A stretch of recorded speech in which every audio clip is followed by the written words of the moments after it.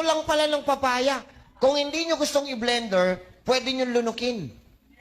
Kumuha kayong kutsara, isang kutsara lunukin everyday, makakatulong mo sa inyo. Darna! Sige, game. Eating papaya seed helps prevent kidney failure problems and also helps treatment when you are already suffering from this problem. Okay. For this case especially, we recommend chewing 7 papaya seeds 7 times a day. Okay, eating papaya seeds help prevent kidney failure problem. Maraming problema sa Pilipinas ngayon, kaya po dumami ang dialysis center.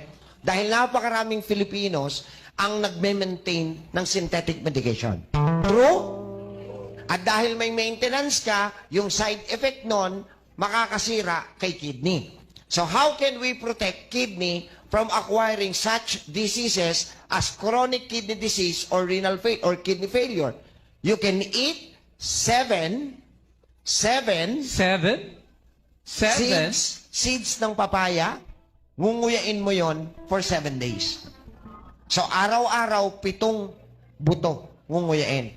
Pero, malaki maitutulong niya kay kidney. Okay ba yon?